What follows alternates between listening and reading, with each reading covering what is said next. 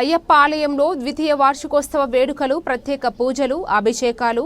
ఆలయ పూజారి ఇందుర్తి జానకి రామారావు రేపు కమలాపూర్లోని శ్రీ ధర్మశాస్త్ర అయ్యప్ప ఆలయంలో ద్వితీయ వార్షికోత్సవమును పురస్కరించుకుని ప్రత్యేక పూజ కార్యక్రమాలు నిర్వహిస్తున్నట్లు ఆలయ పూజారి ఇందుర్తి జానకి రామారావు తెలిపారు.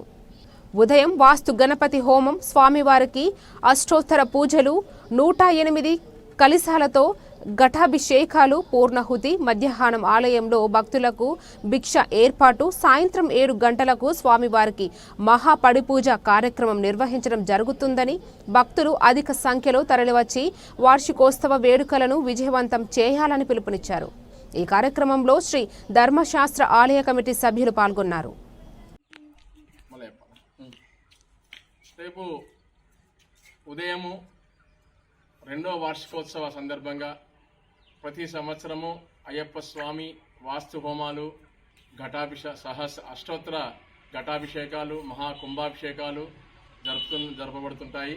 ఆ సందర్భంగా ఉత్సవాల సందర్భంగా రేపు పొద్దున్న స్వామికి అభిషేకాలు, మరి ఆ తదనంతరము స్వామికి హోమం తదనంతరము అయ్యప్ప స్వామి దేవాలయంలో అలంకరణ, మహా అన్నదాన కార్యక్రమము, మరి సాయంత్రము మహాదివ్య పడిపూజ, ఆ తర్వాత ప్రసాద వితరణ.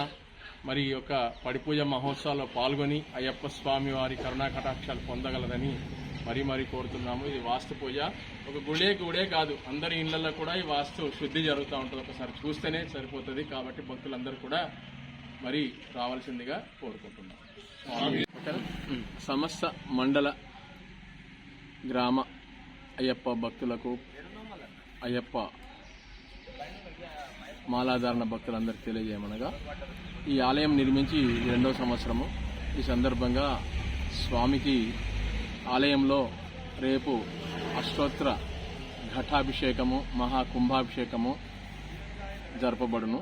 ఈ కార్యక్రమం వాస్తు పూజ జరుపుకొని పొద్దున్న వాస్తు హోమాలు, మహారుద్రాభిషేకాలు, ఆ తర్వాత స్వామివారికి అలంకరణ, సాయంత్రం అయ్యప్ప స్వామివారి పడిపూజ మహోత్సవం జరుగును.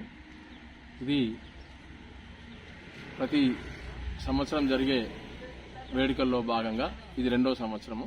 కావున అందరు భక్తులందరూ కూడా పాల్గొని ఈ యొక్క వాస్తు హోమాన్ని తిలకించి, మరి ఈ అభిషేకాల్లో కూడా పాల్గొని, మహాన్నదానంలో పాల్గొని, సాయంత్రం అయ్యప్ప స్వామి పడిపూజ మహోత్సవంలో పాల్గొని అయ్యప్ప స్వామి ఆశీర్వచనాలు, కరుణా కటాక్షాలు పొందాలని కోరుకుంటూ స్వామి శరణమయ్యప్ప.